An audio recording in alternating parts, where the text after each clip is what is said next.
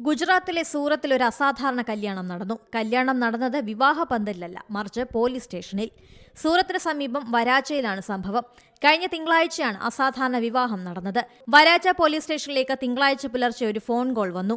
അവിടുന്നാണ് സംഭവങ്ങളുടെ തുടക്കം. വിളിച്ചത് വിവാഹ പന്തലിൽ നിന്ന് വധുവായിരുന്നു. വരനെ എത്രയും വേഗം പോലീസ് സ്റ്റേഷനിലേക്ക് വിളിപ്പിക്കണമെന്നായിരുന്നു വധുവിന്റെ ആവശ്യം. ഉടൻ തന്നെ പോലീസ് വിവാഹ പന്തലിലെത്തി അന്വേഷണം നടത്തി. ഞായറാഴ്ച രാത്രി വരാച്ചയിലെ ലക്ഷ്മിനഗർ വാടിയിലാണ് രാഹുൽ പ്രമോദ് മഹന്തോയുടെയും അഞ്ജലി കുമാരിയുടെയും വിവാഹ ചടങ്ങ് നടത്താൻ തീരുമാനിച്ചത്. വിവാഹത്തിന് പ്രതീക്ഷിച്ചതിലും കൂടുതൽ അതിഥികളെത്തി. എന്നാൽ അതിഥികളായി എത്തിയവർക്ക് ഭക്ഷണം തികഞ്ഞില്ല. ഇതോടെ വരന്റെ കുടുംബാംഗങ്ങൾ ബഹളം വയ്ക്കാൻ തുടങ്ങി. വധുവും വീട്ടുകാരും ചേർന്ന് അപമാനിക്കുകയാണെന്ന് വരന്റെ ബന്ധുക്കൾ ആരോപിച്ചു.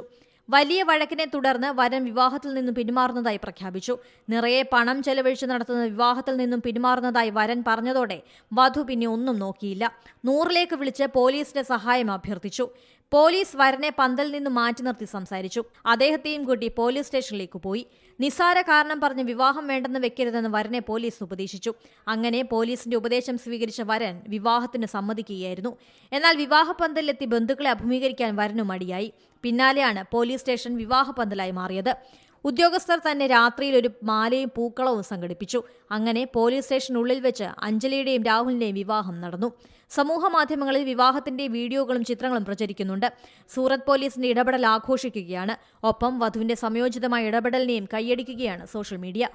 ഏറ്റവും പുതിയ വാർത്തകളും വിശേഷങ്ങളും വിരൽ തുമ്പിലറിയാൻ സീ മലയാളം ന്യൂസ് എല്ലാ ഡിജിറ്റൽ പ്ലാറ്റ്ഫോമുകളിലും ലഭ്യം.